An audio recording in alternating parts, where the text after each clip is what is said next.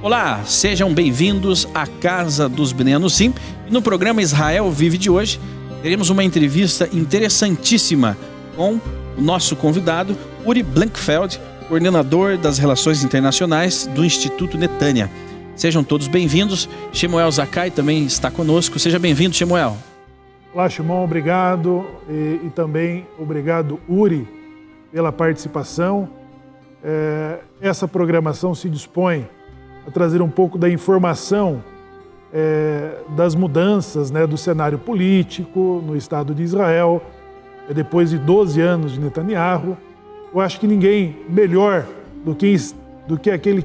israelense, né? Do que quem está ali olhando e vivendo esse cenário para nos trazer um panorama, para nos dar a compreensão dessas mudanças. Também falar um pouco sobre o Instituto Netanya.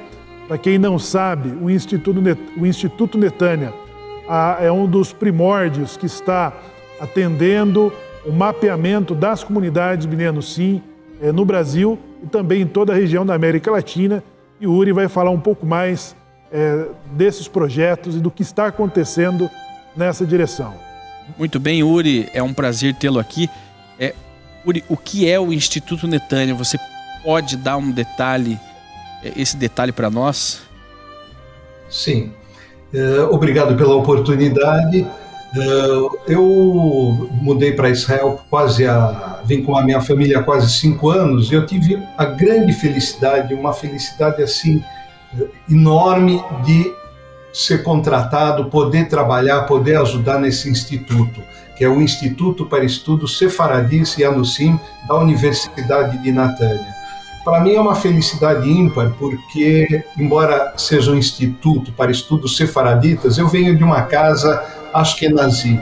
Meu nome é Uri Blankfeld, e talvez seja importante alguém, como eu costumo dizer, out of the box, fora da caixa, ter uma visualização diferente de alguém totalmente envolvido. Então eu cheguei logo no primeiro dia, já percebi a importância desse instituto, especialmente para o nosso Brasil, tá? Devido, obviamente, à história do Brasil, essa imensidão de pessoas, de descendentes dos cristãos novos no Brasil, mas a nossa relação, de repente eu percebi que esse leque era ainda muito maior, se estendia para Colômbia, Peru, México, Estados Unidos. É uma coisa realmente grandiosa, é uma parte da história importantíssima. Então esse é o nosso trabalho desde então, logo um ano depois que eu cheguei em Israel. Como eu falei, tive a sorte de entrar no Instituto e temos trabalhado bastante em prol dessa causa do reconhecimento. Em resumo, seria o reconhecimento dos descendentes, da história, da Inquisição e da tragédia que ocorreu. Uri, é um processo que já começou? É um processo que já começou, né? Esse reconhecimento, esse mapeamento, né? Hoje já é sabido por muitas pessoas que os Bnei Anussim existem. Agora, Uri, uma curiosidade nossa aqui, de todo o nosso público, a situação política em Israel, Uri. Porque isso gerou um burburinho. Por que gerou um burburinho? Porque Netanyahu, eu acho que no ano retrasado, antes da pandemia, assim que Bolsonaro foi eleito, Netanyahu esteve no Brasil e foi feito todo aquele estardalhaço. Israel, parceiro do Brasil, econômico, tecnológico, militar. E agora Israel, assim como os Estados Unidos, troca de liderança. Uri, como está toda essa todo esse ambiente político em Israel, o israelense ficou satisfeito? Então, essa pergunta realmente sobre a política em Israel é muito boa, porque eu acho que, em geral, as percepções são bem diferentes para quem está fora de Israel, para brasileiro que fez aliar. Exatamente.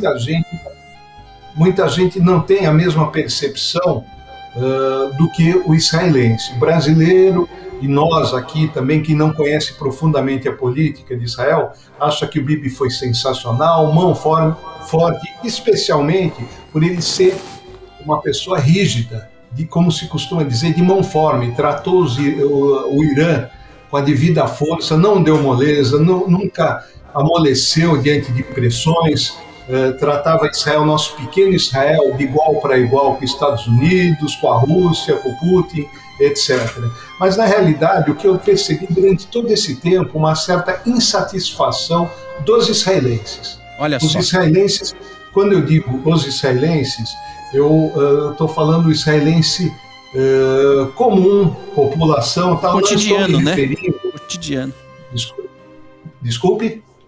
O israelense, o cidadão israelense, trabalhador, né? Aquele que exatamente, não necessariamente é um religioso, né? Exatamente, isso que eu ia falar. Não estou me referindo ao religioso, e atenção, aqui tem uma grande diferença, tá? Tanto que vocês podem ver nesse governo que entrou, nessa composição, o Bennett usa kippah. Então tem um conceito de religião diferente do que a gente conhece no Brasil. O que em geral se fala, assim, quem for por fora desse governo e quem é combatido são os ortodoxos, tá? Então, os ortodoxos maciçamente votaram no Bibi porque a pretensão era de fazer uma composição com Bibi, como sempre foi feita, tá? Mas entrou esse governo, o pessoal, a população, como você falou, a população comum, trabalhadora, classe média, a família israelense, apoiou bastante a entrada desse novo governo, e todo mundo, tá? Eu vou falar pessoalmente, também dei um voto de confiança. Eu acho importante, e aqui tem também isso, que é uma super união. No momento de pressão, no momento que for necessário, esse governo, com certeza, também terá a famosa mão forte, não vai amolecer, vai dar a devida resposta para todos, tá? Para a população, primeiramente, e, se for necessário, vai dar demonstrações de força que se fizerem necessárias, tá? Então, aqui no momento de pressão, todo mundo sabe que a união é maior ainda. É importante que esse governo, qual é o cartão de visita desse governo? E onde entra nós, né? Nós todos que batalhamos pela causa. O cartão de visita desse governo é a abertura de relações, o diálogo. E o que significa isso? Até o momento, para ser sincero, a gente teve uma grande dificuldade para acessar as entidades religiosas ortodoxas, as que decidem em relação à causa, ao caso dos Bnei Anusim.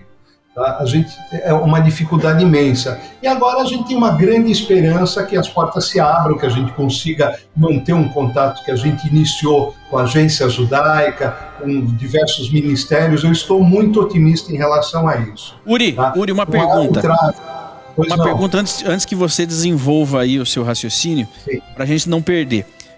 Aqui no Brasil, o atual primeiro-ministro de Israel, Bennett, é assim que se pronuncia, né? Acredito eu. Isso. Ele é visto como um ortodoxo. Já que você tocou no assunto da ortodoxia e tudo mais, e justamente ao acesso às instituições religiosas que são todas, na sua maioria, dirigidas por ortodoxos. Ele, sendo um ortodoxo, não dificultaria também o acesso a essas instituições? Novamente, eu te digo, eu vejo ele, eu acho que a percepção que o pessoal tem aqui, que ele entraria naquele caso de ser um religioso, tá? Ele usa kippah, é um religioso que está com um grupo que promete, vamos dizer, você pegar a cartilha desse grupo, diversas ações contra diversas situações que ocorriam devido à união com os ortodoxos. Por exemplo, eu vou citar algumas. Eu moro em Kfar-Saba, aqui a partir de sexta-feira, para todo o transporte público. Deus nos livre, se acontecer alguma coisa, tá, que seja necessário ir para outro, meu filho mora em Tel Aviv, se precisar ir para lá, vamos dizer, se eu não tivesse carro, ia ser uma dificuldade daquelas para sair de Kfar-Saba, 20 e poucos minutos de Tel Aviv, e ir até Tel Aviv por falta de transporte público. Isso será revisto. Em várias cidades já foi revisto isso. Tá? Então, tem vários lugares que as lojas funcionam, o comércio funciona no Shabat, tem transporte e tal. Outra coisa, outro exemplo também, a questão dos ortodoxos não fazerem um exército. Eles recebem uma verba para estudos e não fazem o exército. Os filhos não participam. Não servirem, né, Uri? Aqui no Brasil nós dizemos não servirem o exército. Não servirem o exército, exatamente. Então isso sempre gerou maior conflito, porque uma grande parte do orçamento do país vai para sustentar os ortodoxos. Então eu friso de novo, tem uma diferença entre ortodoxos e religioso. Por exemplo, no Instituto, o famoso, nosso querido Salomão Buzaglo, ele usa kippá, ele é religioso, tá? Ele come kasher e tal, mas não por isso, mas ele não é ortodoxo. O filho dele serviu o exército, etc. Então tem essa pequena diferença. Então é isso. Eu acho que o Bennett, voltando à sua pergunta, certo. O Bennett, eu aposto, tá, é o que tudo indica, que ele vai arejar um pouco as relações. E se Deus quiser, até as nossas, né, as nossas necessidades. Bezrat Hashem, tomara que torcemos para isso.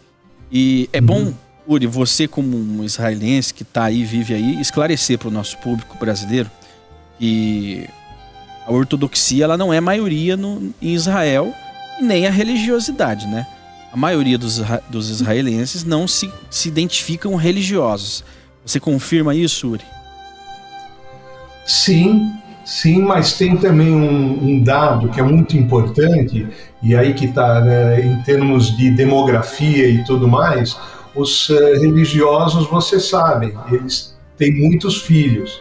Então são famílias que de repente um casal tem 10 filhos. Então, por um lado, eles, nas perspectivas, nas previsões demográficas, eles cada vez vão ter peso maior, assim como os árabes. É a mesma situação também. Então o pessoal tem uma matemática aí de um equilíbrio. Por um lado, eles estão aumentando, os religiosos, a população de judeus, e por outro lado, os árabes estão aumentando muito também, da mesma forma, com famílias grandes, a população árabe. Tá? Então, eles têm um peso, sim, tanto que o Bibi se manteve no poder graças aos votos dos ortodoxos, né, durante todo esse tempo. Uri, eu percebi que essa já coalizão desse novo governo, ela transitou, né, num lugar de que o Netanyahu não tinha esse trânsito. Ou seja, hoje parece que a composição do Knesset aí acho que 2 partidos de trabalhistas, né? 2 de centro e 3 de direita, e o Partido Árabe, né? De que faz parte dessa coalizão desse novo governo. Ou seja, já no início do governo ele já mexe com essa questão que era um obstáculo para Netanyahu na questão da ortodoxia, que era a principal parte da sua coalizão. Né? Exato. Só, desculpa novamente interromper, mas é um parênteses importante, porque é uma notícia bem fresquinha de agora há pouco.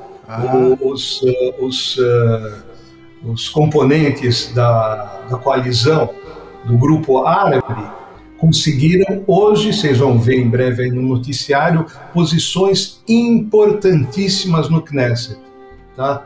Eles foram escolhidos para fazerem parte de posições estratégicas muito importantes. É incrível que a composição árabe dentro desse novo governo conseguiu essa posição.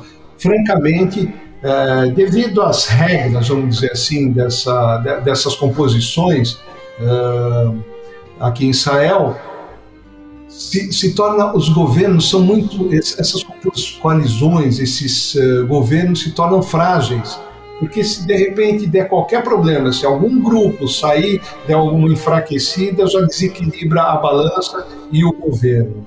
Então, vamos ver até quando vai durar. Todo mundo aqui fica muito curioso nisso daí Uri, também.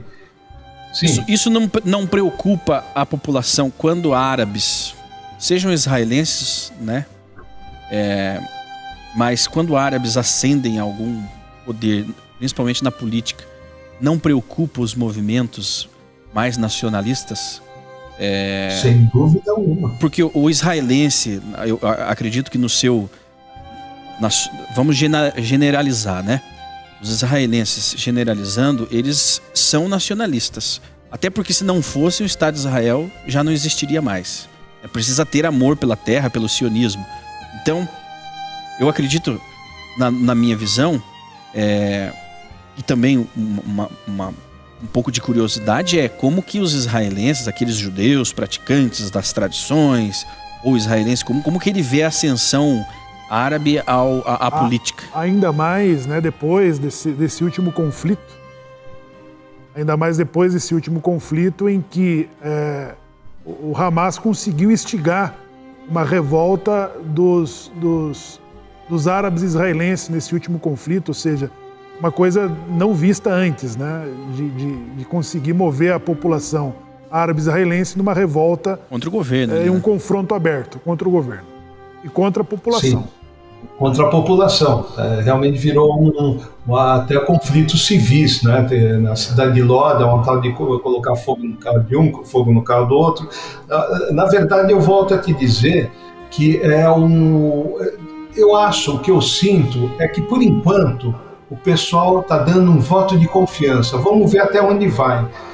Embora, alguns poucos dias atrás, eu vi uma declaração do governo, esse governo atual, dizendo que não vai dar moleza, falando português claro, para qualquer atividade beligerante do Hamas em Gaza. Tá? Muito mais, eles criticaram até o Bibi, dizendo não vai ocorrer, não vai ser dada aquela moleza que vocês tiveram até agora.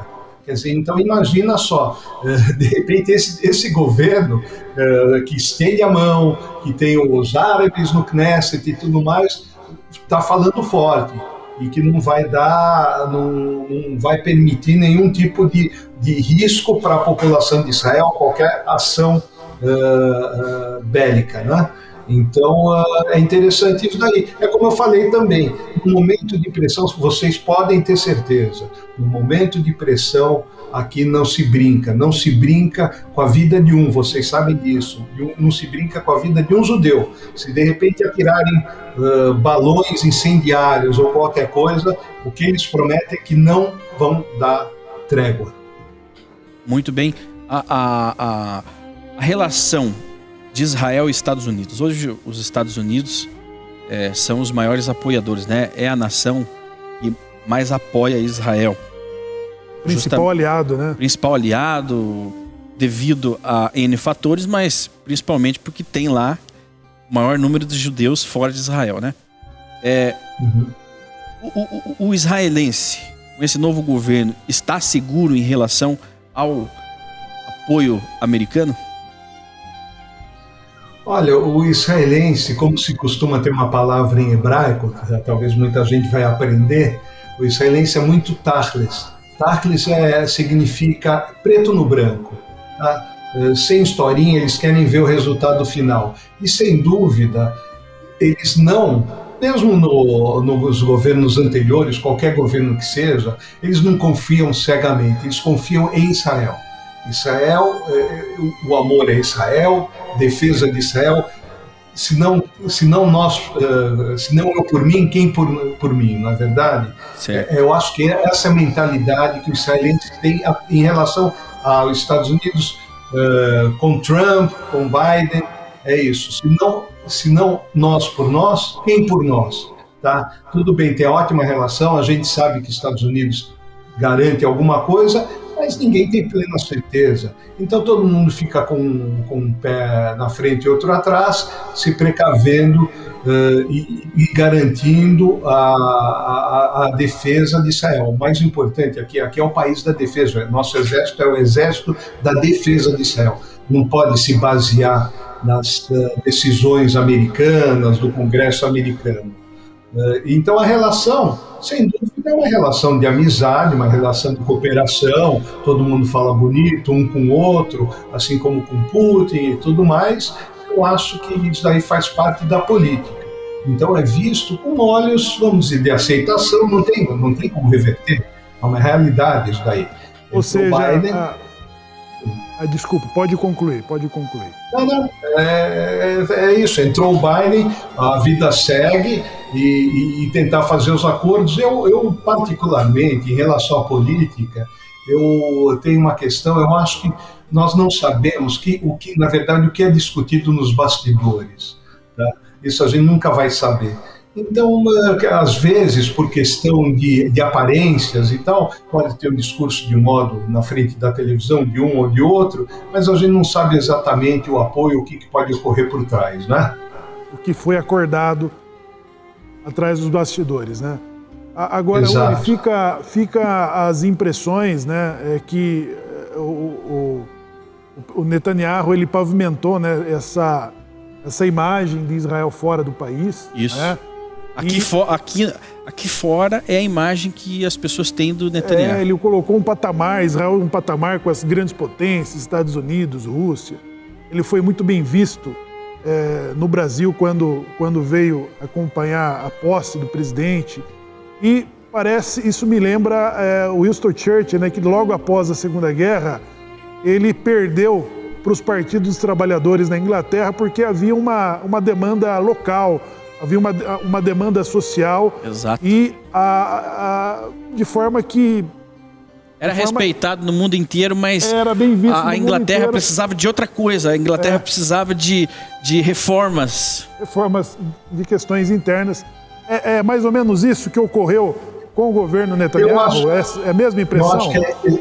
Eu acho que você acertou na mosca, é exatamente isso, tá? O perfil do Bibi, tá? Vai de acordo para o público brasileiro, especialmente, vamos falar do público brasileiro, daquele homem que preserva a família, as tradições, um homem de duro, com linguajar duro, não tão duro quanto o atual presidente do Brasil, Bolsonaro, mas um homem que dá respostas, que coloca num patamar alto. Mas aqui em Israel, olha, eu tenho muitos dos meus parentes, muitos amigos, olha, uma relação, uma enxurrada de críticas, e eu discuto sempre com eles, querendo saber, querendo aprender mais, uma discussão para ouvir, na verdade, né? Uma discussão esclarecedora. Então, no campo social, orçamentário, despesas, como isso que eu mencionei, as despesas com os ortodoxos, enfim, críticas seríssimas, graves, inclusive outras que já avançam para o campo de corrupção e tudo mais, nessa linha, né? Quer dizer, aparentemente, sem dúvida, a gente fica muito contente sempre. Eu tive maior orgulho, Bibi e tal, Israel lá no topo, mas eu acredito que esse governo, vamos dar um voto de confiança, não tem o que fazer. Esse governo acho que vai manter a mesma coisa e tomara que sane os problemas internos, mas eu acho que é bem isso que você falou. Eu acho que algo que faz sucesso lá fora, mas dentro deixa a desejar. Deixou a desejar. A relação com o Brasil, fala-se, porque aqui no Brasil, por incrível que pareça, o brasileiro gosta muito do estrangeiro, né? Adora, ele se movimenta. Fala-se em Israel, em Brasil, né? O Brasil é lembrado na política israelense. Como que o israelense ou o movimento político vê isso? Aparece o Brasil está na boca do povo? Eu vou te falar a verdade, tá? Aí para o público todo, nossos irmãos aí do Brasil. Fale a verdade. vou falar a verdade, não se fala nada. Não nos poupe, não nos poupe. Não pouparei, não, porque é uma pena, uma peninha, não se fala nada, é irrelevante. Se for falado alguma coisa, é do ponto de vista, vamos dizer, carinhoso, um carinho que o pessoal tem pelo Brasil, todo mundo gosta. A verdade é que todos nós brasileiros aqui somos hiper bem recebidos. A qualquer momento, hoje eu saí com a minha mulher, falo que eu vim do Brasil, vocês não acreditam a simpatia como o pessoal recebe a gente, gosta mesmo, é um cartão de visita. Você quer ganhar simpatia do pessoal, eu vim do Brasil, ganho a simpatia, ponto. Mas do ponto de vista político e outros campos também mais importantes, lamentavelmente é irrelevante. Pois é, Só no Copa América agora que vai voltar a ser lembrado, né? Pois é, Shemuel, porque as pessoas agora Israel está ao lado de um gigante, mas é só aqui dentro que tem essa sensação, né? Sim. Mas é muito bom esclarecer isso. Há no Brasil agora e é uma realidade, um fanatismo pelo Netanyahu, né? Existia. Agora esse fanatismo vai dar uma acalmada, né? Mas existia sim, Uri, um fanatismo pelo Netanyahu, sabe? E ele conseguiu criar essa imagem aqui no Brasil, que não tem nada a ver, né? Conseguiu, tem muito carisma, né? Ele conseguiu conquistar. Olha, eu até avanço um pouquinho, eu gosto muito de marketing.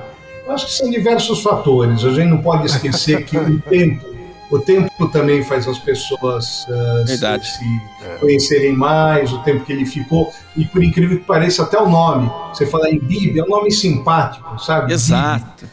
Se fosse outro nome um pouquinho mais complicado... Se fosse Bolsonaro, vocês estavam ralados em Israel. Então, eu acho que isso também ajuda. Não, olha, ele aparentemente ele tem assim um carisma, ele mostra essa força, essa simpatia, mas isso realmente eu acabei percebendo que é para nós. Aqui no dia a dia, eu vou dizer uma coisa, o pessoal tem maior bronca dele, assim, não vi a hora dele sair, as manifestações todo tipo assim, de revolta contra o trabalho dele. E também muito tempo, né? Boa, mas, Uri, ele ficou muito tempo no poder, né? E com o tempo as pessoas vão deixando de admirar aquele, principalmente um político. Convivendo junto, né? Os passa defeitos. A conhecer os vícios, né? Exato. E culminou internamente, não é isso?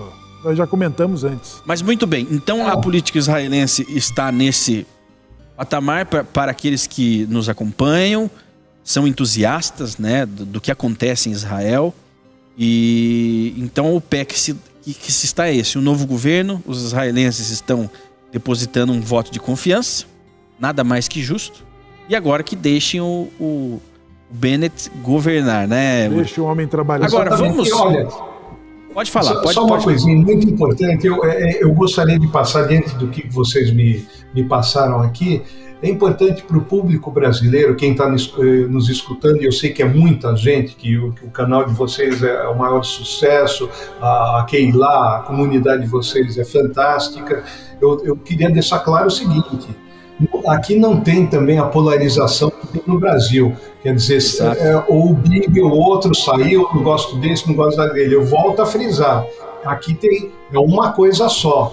O apoio, o pessoal pode ter fé que realmente Israel continua de braços abertos, talvez vai até estender mais. Relações interreligiosas até, sabe, com os evangélicos e tal. Israel eu acho que vai dar um passo para frente. É uma coisa importante que está dentro do mundo atual. Israel não pode viver numa bolha, certo? Isso daí não existe. Então, eu acho que tem uma perspectiva muito boa que vai até fortalecer. Realmente dar um tempinho, deixa o homem trabalhar, como se costuma dizer, como o Muricy Ramalho fala, não é isso? Vamos trabalhar. Deixa o homem trabalhar. Muito bem. Agora, Shemuel, vamos à parte que toca os Bnei Anusim, né? Exato. O Shemuel, no começo da apresentação, falou do mapeamento que o Instituto Netanya tem feito, esse movimento Bnei Anusim, e já conseguiu fazer um levantamento grande, né, descobrindo não só no Brasil, mas em toda a América Latina. Uri, em que pé que está? Nós sabemos que a pandemia parou tudo, né? A pandemia freou, inclusive, a nossa comunidade. A Sinagoga no Sim Brasil teve que colocar em stand-by muitos projetos, né? Projetos de expansão. Embora dentro de uma pandemia nós conseguimos expandir aí para as duas capitais importantíssimas do nosso país, São Paulo e Curitiba. Também Santa Catarina. E também Santa Catarina, mas já era para nós termos desenvolvido muito mais. Uri, como que está então junto ao Netânia, né, esse trabalho com os Bnei Anussim? Ótimo ter essa oportunidade da gente conversar o que está ocorrendo. A universidade ficou fechada 1 ano e meio. Tá? E ainda está fechada. Nós trabalhamos, a equipe toda do ISAS trabalha de casa. Eu, por exemplo, um dos trabalhos que eu tenho feito é traduzido e feito tabelas para compor em inglês, em português e permitir acesso em diversos formatos dos processos da Inquisição. Então, nós temos livros da época e eu faço essa digitalização dos crimes, dos processos e tudo mais, dos crimes entre aspas, né? Nós estamos falando dos judaizantes. Então, é um trabalho importantíssimo, mas é o que resta para nós, por enquanto, fazer de casa, vamos dizer, juntar livros, pessoas que estão doando livros e outros objetos para o nosso acervo. Então, eu recebi a notícia essa semana que a previsão é o Instituto abrir agora em julho. Por quê? Por que vai abrir em julho? Porque ele está dentro da universidade. Aqui em Israel, é como nos Estados Unidos, o ano letivo começa, agora termina, vão começar as férias grandes, as férias de verão. Então, o que eles querem é realmente reabrir para começar a limpar, juntar o pessoal e preparar tudo para começar a trabalhar no segundo semestre, que, na verdade, aqui, voltando a dizer, seria o primeiro semestre.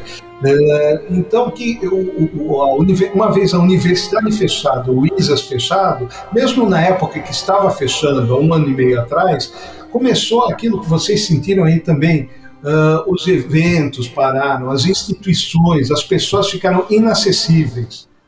Levantava o telefone, não sei se o pessoal aproveitava para empurrar com a barriga alguma situação, mas não poderemos e não sei o que, está fechado. Então não restou outra coisa esse ano e meio fazer trabalho acadêmico. Tá?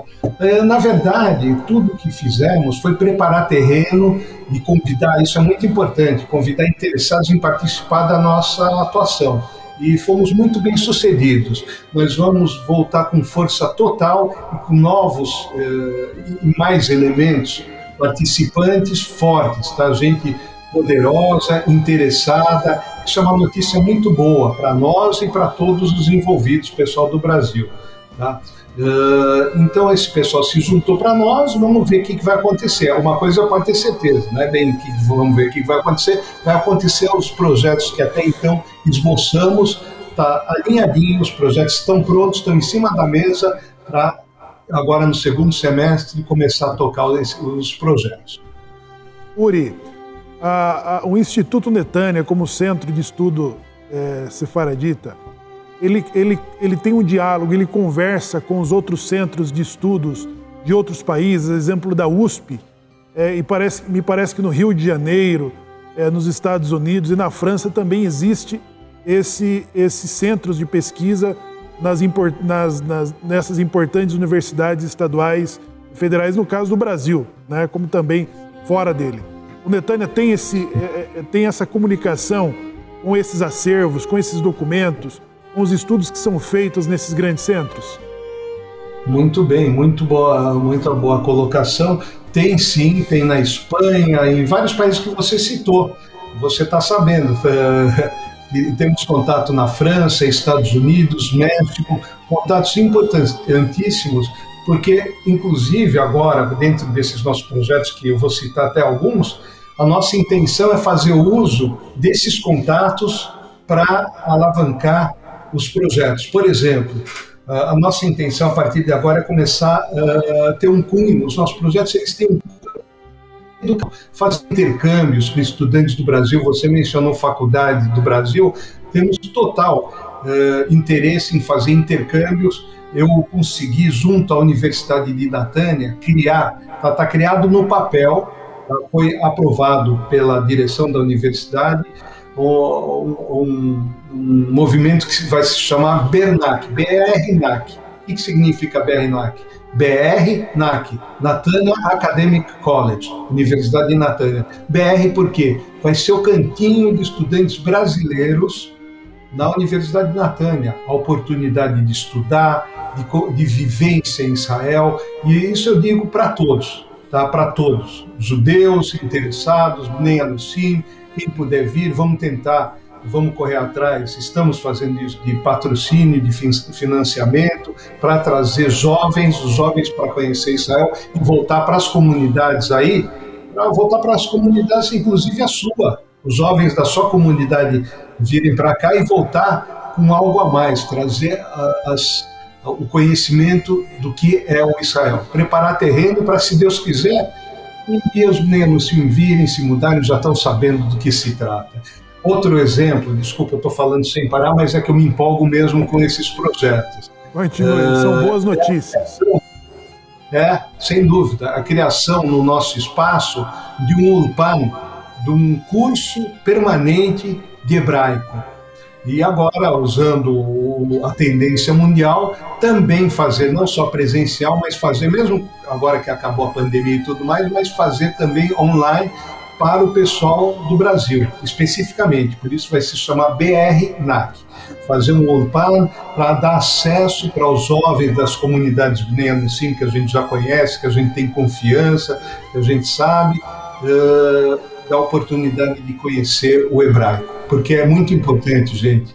Quem quer conhecer Israel, quem quer, se Deus quiser, vir para cá, morar aqui, tem que conhecer a língua. Não adianta, tem que conhecer a língua.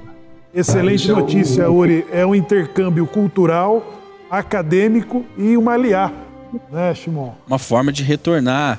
E é uma das dúvidas do brasileiro, aquele que está se achegando agora, né? A partir do momento que ele tem a consciência que ele tem uma origem judaica, ele já quer entender esse processo, né? E eu posso ir para Israel, posso morar em Israel, meus filhos poderão estudar. E essas notícias animam, né? Porque já vemos o início desse processo de forma acadêmica, que é o principal, né? Você educar e formar pessoas, capacitar pessoas para estarem em Israel.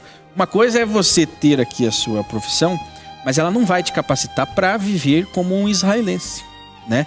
E o movimento, eu acredito, agora é uma opinião minha, o movimento Bnei Anusim tem que capacitar aquele que deseja ir para Israel, né? Ele tem que chegar lá e somar, não ser apenas mais um. E essas linhas de intercâmbios,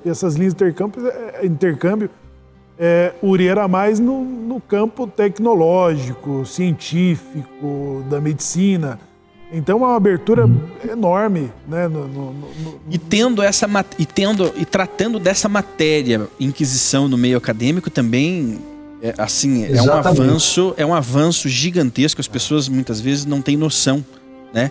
Porque aqui no Brasil a Inquisição não é tratada no meio acadêmico. As pessoas não sabem que existiu uma Inquisição. Me permita em cima disso que você falou, que é fundamental, uma coisa realmente você falou, mas coincidentemente é um dos assuntos que eu tratei de forma muito intensa nesses meses, tá? Então, falando do Brasil primeiramente, em seguida eu vou falar de Israel. Eu conheci uma moça aí do Paraná, maravilhosa, né? A tese dela, a tese de formação, de formatura universitária, foi uma proposta para uma readequação dos livros de história do Brasil, mencionando a imensidão de judeus fugidos da Península Ibérica que chegaram ao Brasil.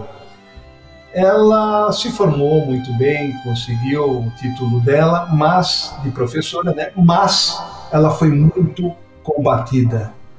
Tá? A instrutora, as instrutoras, o pessoal que estava ao lado dela, que estavam ao lado dela, combateram muito o trabalho dela. Não foi um trabalho nota 10, nota 9. Porque imagina só você reformular os livros da história e falar, gente, os bandeirantes não eram bem isso que vocês conhecem. Tá? Exatamente. Os donos das capitanias não eram esses que vocês pensam, eram judeus, e etc, etc. Então, quer dizer, isso daí realmente no Brasil vai ser um negócio muito difícil. É uma quebra de tabu. É uma quebra de tabu, porque quem conta a história é quem venceu a guerra, né? Então, no Brasil... mas não é... O meio acadêmico... Esse tabu eu acho que não vai ser quebrado. O que vai ser, sim, você mencionou, junto a gente já está em tratativas com universidades e tal, o nosso trunfo, melhor dizendo, vai ser fazer simpósios, palestras. A gente pretende fazer simpósios aqui em Israel e trazer lideranças para cá para tratar desse tema, do Brasil, estou dizendo, né? Internacional, desculpe, como realizou há 4 anos atrás, novamente, isso com certeza vamos fazer, tá? Em breve vamos fazer o 2º encontro internacional com lideranças Bnei Anusim. E fazer isso daí através das universidades no Nordeste, no Sul e tal, e passar um pouquinho da história, como você falou, a história desse capítulo importantíssimo da Inquisição. Do nosso país. Reflexos do Brasil. Isso em relação ao Brasil. Em relação a Israel, eu tenho até que eu costumo dizer para todo mundo: se eu vou consertar meu carro, se eu vou tomar um sorvete, eu acabo entrando no assunto, a pessoa fala, você é do Brasil, você trabalha com o quê? Daí eu explico, eu trabalho com Bnei Anusim. Eu vejo a cara da pessoa e falo, você sabe o que são os Bnei Anusim? Em hebraico. Né? Você sabe o que são os Anusim? Olha, eu vou falar lamentavelmente, vai até chegar perto da câmera, lamentavelmente, pouca gente sabe. É uma vergonha, e realmente uma das coisas que eu sonho, o sonho que eu tenho é conseguir acessar o departamento de ensino aqui para passar para os jovens, para ter que seja um dia de aula ou que tenha alguma homenagem num dia relacionado com a Inquisição, para que saibam o que é isso. Porque realmente a cultura daqui, que quem criou o Estado de Israel foram os Ashkenazim, e fora isso aqui virou um país... Oi? Desculpe. Exatamente, é muito importante você frisar isso, quem foi que criou o Estado de Israel, porque é um movimento... Inclusive, nós vamos comentar ainda hoje, há um movimento de uma pureza sefardi, né? Mas as pessoas não têm noção e não conhecem como realmente as coisas acontecem. E quando você fala, né, que foi o movimento Ashkenazi que criou o Estado de Israel, isso é muito importante também para quebrar esse tabu, né? E para mostrar que não há essa divisão que muitos tentam impor dentro de uma realidade que eles não vivem. A questão do puro sangue. Né? Mas você sabe que, em contrapartida, agora vem a segunda parte, o segundo capítulo. O que a gente nota aqui, gente, isso vocês não sabem, preparem-se, olha, eu vou receber o dia que vocês vierem, não só vocês dois, aí eu estou dizendo, o público brasileiro, eu estou de braço aberto, é só me contatar, sou super acessível, estender o tapete vermelho, recebê-los bem e tal. Eu quero dizer o seguinte, aqui virou um país, não é sefaradi, agora é um país mizrahi. Mizrahi é oriental, é música oriental, comida oriental, roupa oriental, do pessoal do Marrocos, dos países árabes orientais, judeus oriundos, né, do Iraque e tal. A música, a juventude adora. Eu paro num semáforo no carro, ao lado está tocando música, você pensa que é música árabe, é música israelense. Então, realmente, quer dizer, por um lado você tem os Ashkenazim que já não estão com essa bola toda aqui em Israel, por outro lado você tem os Mizrahi, os judeus árabes. Então, a Inquisição, os sefaraditas mesmo, sefaraditas, né, descendentes da Grécia, que fugiram para o Marrocos, da Espanha, Portugal, isso aqui é pouco falado aqui, é incrível. Pois é é uma dicotomia, né? Uma dicotomia. E hoje nós já iniciamos, Uri, um enfrentamento de teorias, obviamente, né? De filosofias e narrativas, né? Já de uma pureza, né? Ou seja, mais uma forma de causar uma separação. O movimento, ele é um movimento muito novo, embora a sua história seja antiguíssima, mas o movimento em si, onde passam a existir instituições formadas por essas pessoas, é muito novo. E já se começa a falar de uma... segregação, né? Já se falar de segregação, de um separatismo, né? O único judaísmo verdadeiro, ou prática judaica, ou cultura judaica verdadeira, pura, é o sefardismo. E isso traz uma contradição muito grande e prejudica o movimento, né, de conscientização dos bnenos. É verdade. Esse é o trabalho do ISAS, de fazer chegar não só a liderança, né, para mudarem algumas convenções que existem, mas também para levar o público em geral, como eu falei, o público daqui em geral, passar para os estudantes, sabe, palestras, saberem esse capítulo da história. Outro dia uma pessoa me falou, puxa, aqui se dá tanta importância, tem o Museu do Holocausto, não diminuindo o Holocausto, não diminuindo a Segunda Guerra, mas a tragédia da Inquisição não tem museu, não tem nada, é curioso isso. A gente espera conseguir isso em breve. E foi um Holocausto ibérico, né? Corretamente falado por alguns entusiastas, apoiadores do movimento Anusim aqui no Brasil, que a Inquisição foi um Holocausto ibérico, só que não é tratado com essa importância, né? Com a mesma importância. Não. A Inquisição é algo jogado debaixo do tapete, principalmente pela força daqueles que o praticaram, né? Que estão aí até hoje. Né? A Igreja Católica, ela manda no mundo ainda, né? Então ela não tem nenhum interesse. E se a igreja não tem interesse, os meios acadêmicos também ainda não vão ter, né? Bom, muito embora eu acredito que naquilo que você, Uri, está trabalhando, que é na digitalização de documentos, livros, né? A Torre do Tombo tem 49 mil processos de brasileiros que foram condenados, que foram julgados por crime judaizante, né? E é exemplo dessa historiadora de que você disse, a paranaense, de que ela volta a revisar a história dos bandeirantes. Ou seja, esses documentos que vêm à tona, estudos, permite uma revisão da história do Brasil, também da Península Ibérica, e o que estamos em atraso em relação a esse museu, esse monumento do que o Shimon disse aqui, do Holocausto Ibérico. Exatamente, falta essa conscientização da gravidade que foi isso, porque fala-se muito e busca-se esclarecer muito as origens africanas dos brasileiros, mas as judaicas não, né? Isso é ocultado.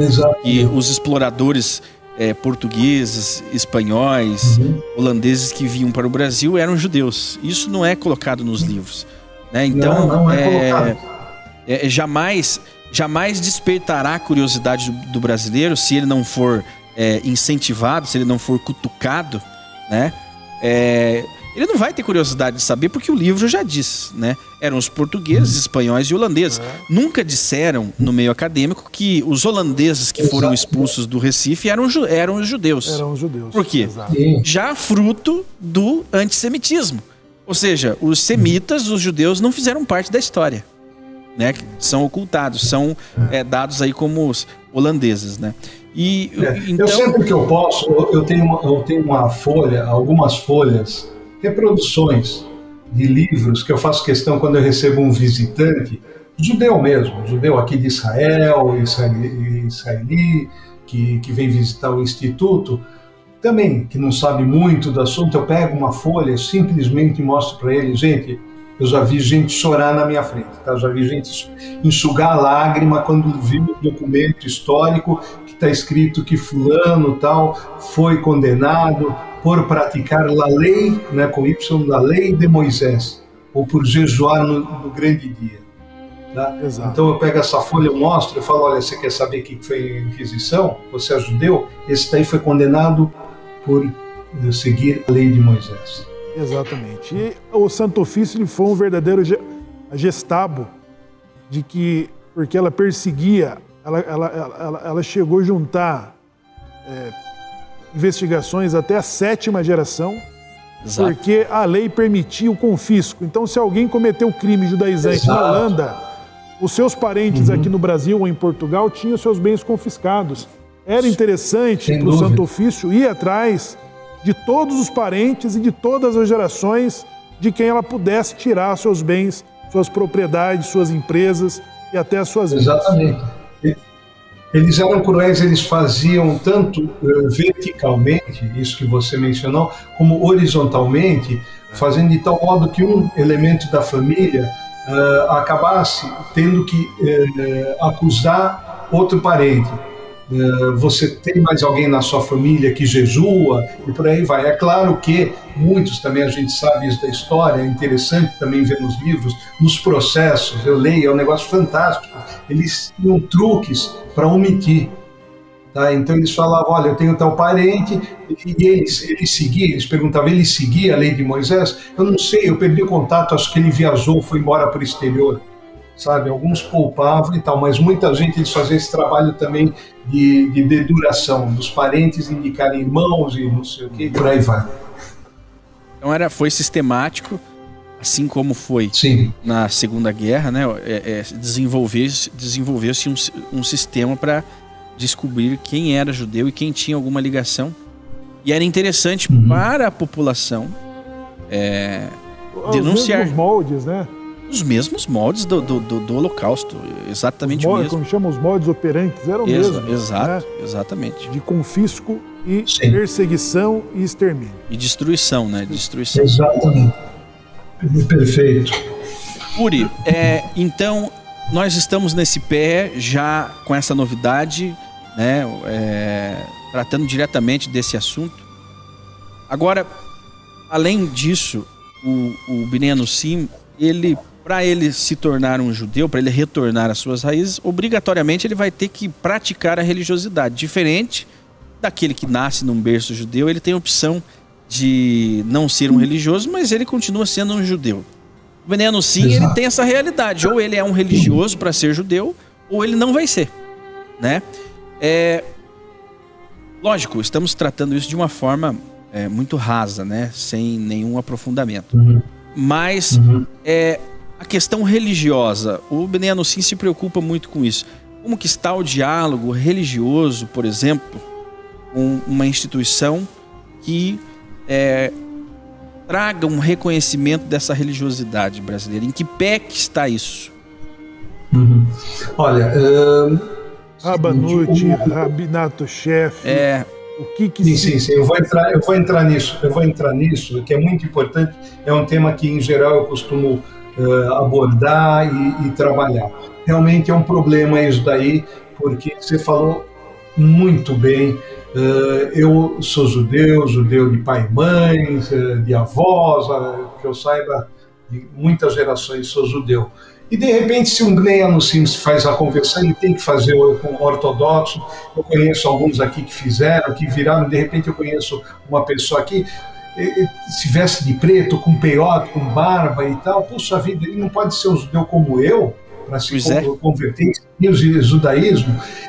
De novo, olha, gente, eu tenho uma esperança que isso mude. Recentemente saiu uma nova, eu não sei se já está sendo aplicado, para falar a verdade, não sei até que ponto está sendo aplicado, que abriu-se a possibilidade de fazer conversões, de serem aceitas conversões feitas por entidades conservadoras. Tá? Isso é interessante, Yuri. Isso é interessante. Nós recebemos essa notícia aqui também, que havia um movimento caminhando para esse lado, né?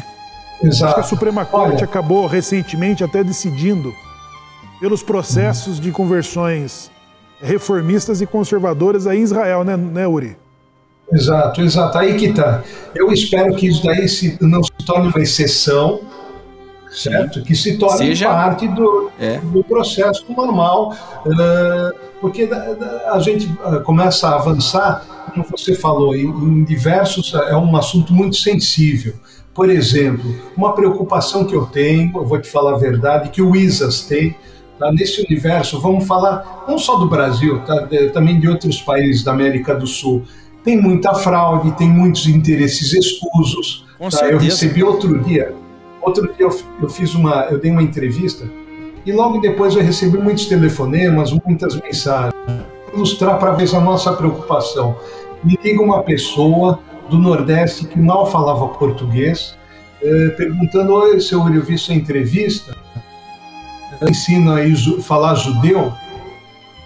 Eu expliquei para ela com paciência que não é falar judeu, é falar hebraico, nossa língua é hebraico e tal, né?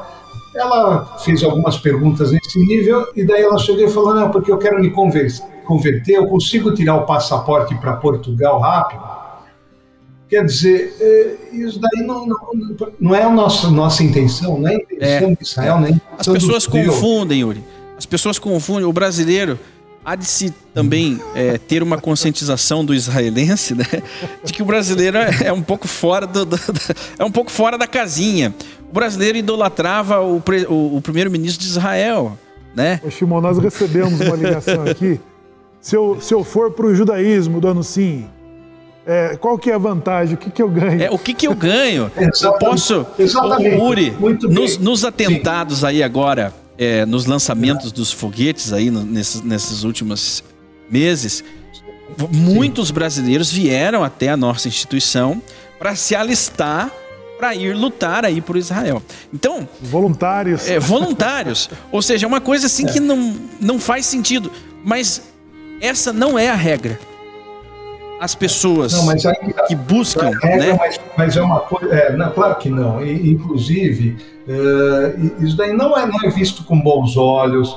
É uma confusão muito grande. Então, quando eu falei que a minha preocupação e do ISAS é de fazer, vamos dizer, atrair e se ligar e se relacionar com pessoas, com entidades, com grupos como o de vocês, sérios, praticantes, honestos.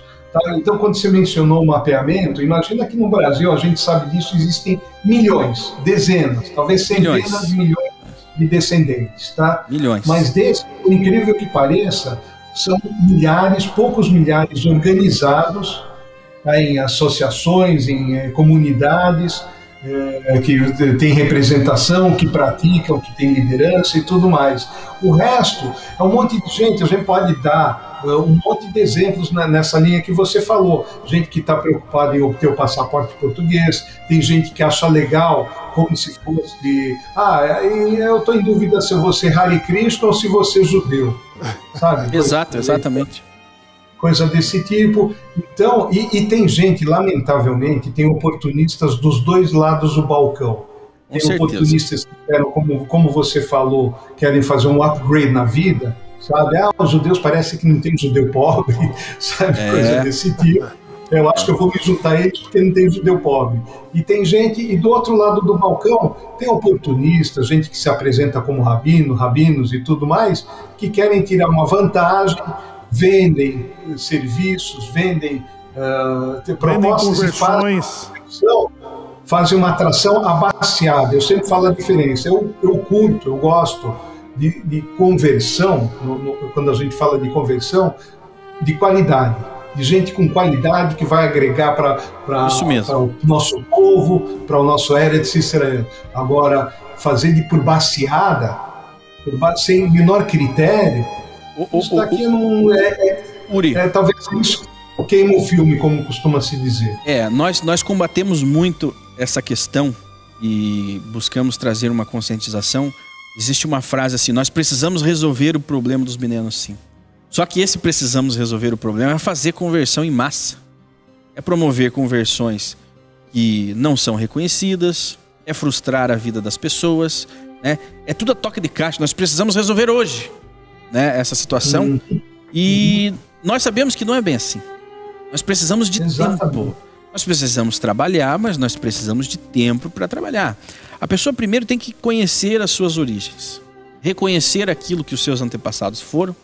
E aí, então, ela vai chegar em um momento que ela vai decidir: não, eu quero, então, ter a cultura dos meus antepassados, eu quero seguir essa religiosidade. Aí sim, ela vai dar esse passo de conversão. Porque o que está acontecendo aqui no Brasil, com alguns movimentos, houve a conversão não era reconhecida, né? Foi vendida como uma conversão reconhecida, como uma conversão válida, foi prometido, inclusive, aliar para Israel, ó, faça a conversão comigo, e até o final do ano você vai estar morando em Israel. É como se não acreditando que a pessoa que terminasse o processo de conversão, Shimon, exato, de que ela não fosse juntar esses papéis e bater lá em Israel, lá em... Exatamente. Foi feito a 3 mil, a 5 mil, a 10 mil. Muitos fizeram conversão fora do país e estão todos hoje no mesmo barco, esperando um reconhecimento. Você falou uma palavra, Shimon, você falou uma palavra que para mim resume tudo isso daí. Você falou, as pessoas acabam frustradas. Exatamente. A pior sensação, o pior sentimento que tem é ser frustrada pela sua fé. Exato. Sabe? Isso aqui é horrível. E eu sei de muita gente, tudo isso que vocês falaram é do nosso conhecimento e infelizmente, como eu falei, né, eu usei até aquele termo que queima o filme, é do conhecimento das entidades oficiais e religiosas do Brasil. Pois é. E diante disso, ficam muito mais, vamos dizer, precavidos e impondo maiores dificuldades. Se reservam. Exato. Esse tipo de negócio, porque vamos chamar assim, né, de forma pejorativa, uma forma de negócio que conseguiram conseguiram desenvolver nessa novidade, né, que surgiu. E isso gera assim reservas, um certo preconceito, né, das entidades que realmente são judaicas quanto a esse movimento Bnei Sim, né? Por quê? Porque pessoas mal intencionadas ou simplesmente, me desculpem, em baixo nível, oportunistas, burras, enfim, tomaram essas iniciativas aí atropeladas. E muitos se identificando como uma única via ao judaísmo, né? Uma única forma, a minha instituição ou eu, né, personifica a instituição em uma pessoa. Somos a única forma de você ter acesso ao que você almeja, retornar às suas raízes. Né? Porque no final é isso. No final se resume a isso. Então, aproveitando, mandando um alerta e um apoio para quem realmente quer. Em primeiro lugar, o que é muito importante é se juntar a uma comunidade, praticar, começar a frequentar os eventos, sabe, se inteirar. É muito importante isso daí. Entender, realmente... Uri. Eu acredito, pela nossa conversa, eu estou vendo que nós estamos muito alinhados, graças a Deus, né? Até o ponto que eu já considero o canal meu também, né? Uri, nós estamos muito alinhados porque nós entendemos e ensinamos isso para quem está ligado a essa instituição, no Sim Brasil, que o judaísmo, a prática, ela está nessas pequenas coisas, né? Você observar as festas, os feriados, você ir na sinagoga no Shabat, que é a vida cotidiana de quem está em Israel, né? Ele não vai para Marte. Aquela pessoa que faz a conversão, ela não vai para Marte fazer algo revolucionário. Ela vai lá praticar a religiosidade que ela estava praticando. É uma reintegração cultural. Exatamente, nós promovemos. Ou seja, no Sim Brasil, Uri, você já sabe disso, Uri. No Sim Brasil não promoveu nenhum Beit Din de que não tenha reconhecimento ou indicação da Rabanut. Nós não vendemos essas conversões. Todo o nosso processo é interno, enquanto as comunidades e os institutos estão conversando e dialogando para que esse Beit Din seja reconhecido. Então todo o nosso processo é interno e as pessoas são acolhidas num processo de reintegração na vida do cotidiano da tradição judaica. Que é o que ele vai viver, Shemuel, em Israel. Exato. Né? Porque ele não vai estudar judaísmo aqui e ser piloto de caça aéreo lá em Israel. Ele vai ser um cidadão como ele é aqui. Uri, Uri, por incrível que pareça, existe esse sentimento, é uma coisa que fica no ar, né? Eu quero fazer a minha conversão para resolver. Tudo bem. Você vai acelerar em um mês, descobrir que sou Bnei Sim em um mês, faz a sua conversão, paga. E aí não acontece nada.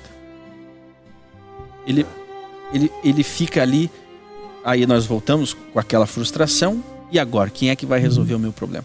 Então é interessante, Uri, entender o alinhamento do Instituto Netanya, que é justamente esse, de trazer a pessoa para viver a realidade judaica, que não é pilotando um caça do exército da Força Aérea Israelense, sendo um cidadão ali. Eu conheço 3 pessoas que, se não fosse suficiente ela ser iludida uma vez, mas ela tem 3 teudá, sabe o que é isso?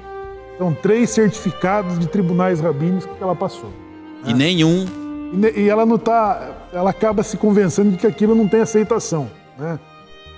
Muitos deixam até de ser religiosos e acabam rejeitando as suas origens. Com certeza. Não, e fora, né, só prosseguindo um pouquinho mais o assunto, que também é importante aproveitar, como falei, colocar alguns alertas, tá?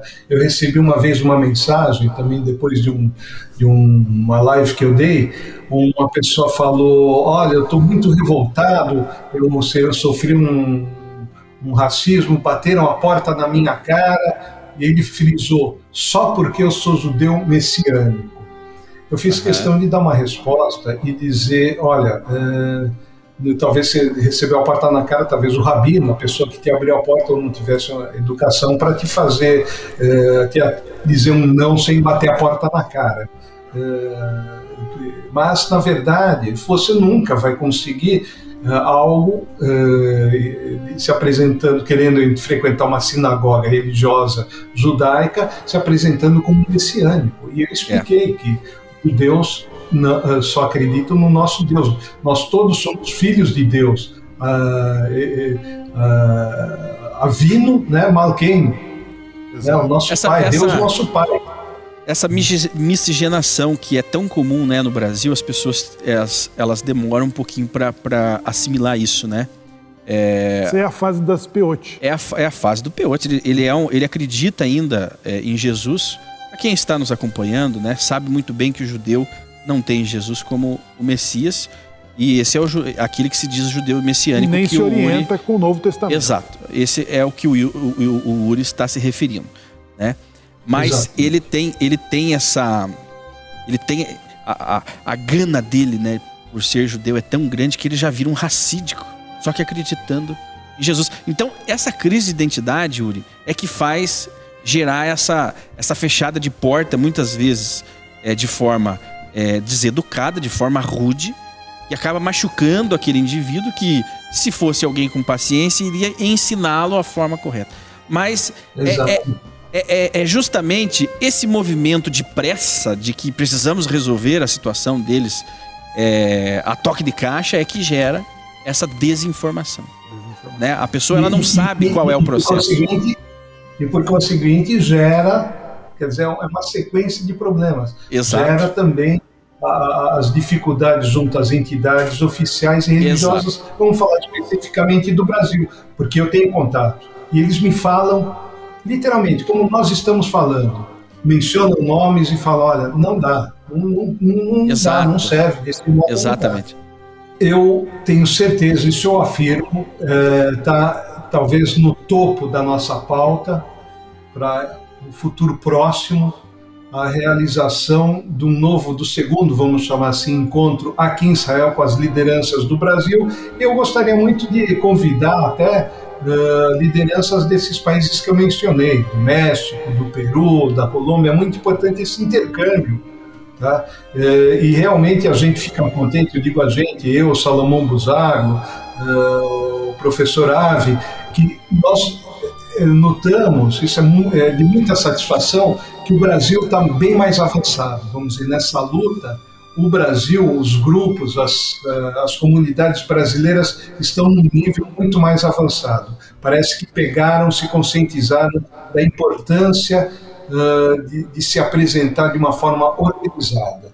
Eu sei que leva tempo, mas o meu primeiro discurso, em poucos dias no Instituto, eu falava assim, e falava com o pessoal do Brasil, levantava o telefone e liguei para cada um. E eu falava assim: gente, se vocês não se organizarem de uma forma bem feita, decente, tá? Vocês não vão conseguir nada. Não adianta chegar chutando balde, chutando a porta, para entrar nas entidades, para falar com as representações do Brasil, consulado, embaixada, CONIB, etc, etc, etc. Tem que ter representantes, tem que ter uma liderança. Só dessa forma vão ser recebidos como em qualquer lugar. Não adianta, porque até alguns anos atrás, vocês me desculpem se eu estiver errado, podem me corrigir, era cada um por si, uma forma desorganizada e com uma mentalidade de chutar o balde, sabe como que é? Não, vamos arregaçar, vamos brigar, eles não aceitam a gente. Não é assim, não existe. Há 6 anos atrás nem existia movimento Bneno Sim começando a se organizar. Ele começou depois desse tempo, né? Existia sim um movimento messiânico muito forte que foi quebrado, né? Essa linha. E aí sim, aí com essa conscientização é que as pessoas foram buscar judaísmo. Houve então essa conscientização por parte do Instituto Netânia e outros, né, entusiastas do movimento. Aí houve, quando a pessoa bate no peito e falava, eu já estou lutando pelos Bneno Sim há mais de 20 anos, é mentira. Principalmente aqui, um brasileiro falando isso, né, aqui no Brasil. Independente do que é feito aí no Instituto Netânia, que sim, esse sim tem trabalhado com isso há muitos anos. Mas aqui um brasileiro que apareceu agora falando que tem 20 anos de movimento Bneno Sim, é mentira. Não. Né? É mentira porque nem se ventilava esse termo, esse assunto aqui, essa conscientização mais contundente começou agora, nos últimos anos. O Anusim Brasil, como pessoa jurídica, ele existe desde 2015. É quando tudo também em volta de nós estavam se organizando. Exatamente. Né? E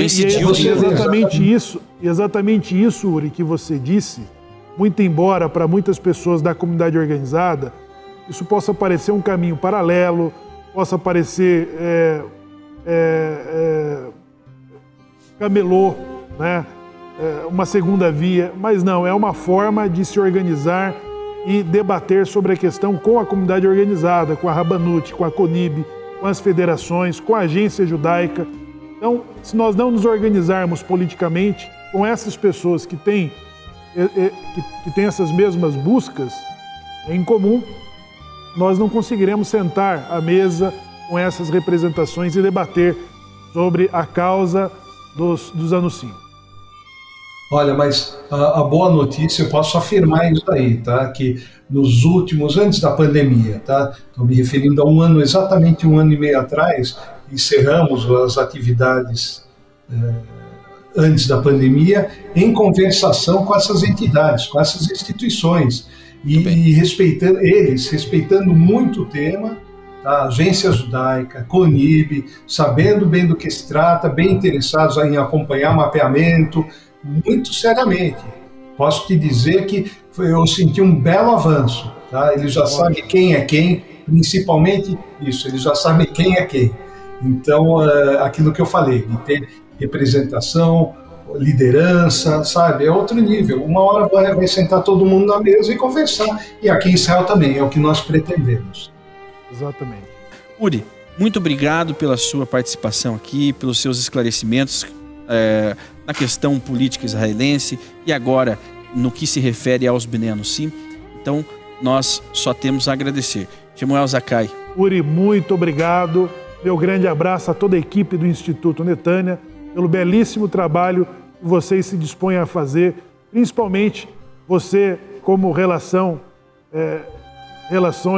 internacionais né, desse importante instituto. Então, meu grande abraço a você, ao Buzaglo e a toda a sua equipe. Uri, suas considerações? Muitíssimo obrigado. Olha, para mim é um prazer, essa oportunidade, é uma oportunidade mesmo de falar com os amigos brasileiros. E eu reforço e eu peço encarecidamente para a gente manter essa linha. Eu estou falando para o público também, mandem para o Anusim Brasil suas perguntas, seus contatos, eles vão encaminhar para nós e saibam, não é conversa, não, conversa papo furado como se fala ou se falava no Brasil. Nossas portas estão muito, muito abertas, tá? O dia que qualquer um vier visitar como turista, em qualquer situação, vem para o Instituto de Natânia, é a casa de vocês. Eu realmente vou dar uma atenção que vocês não podem imaginar. E por enquanto, acessem realmente, visitem nossa página, façam perguntas, participem. Como eu disse, é muito importante, faz parte do processo judaico, como vocês dois, Simone e Shmuel, levantaram. É muito importante participar da comunidade.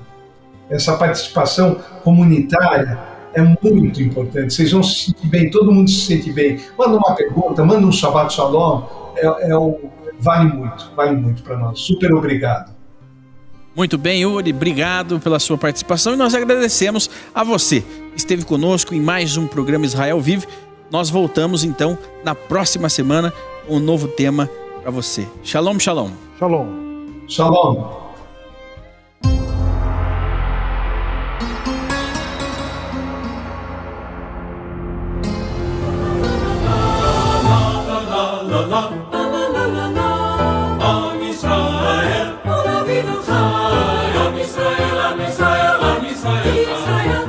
Israel,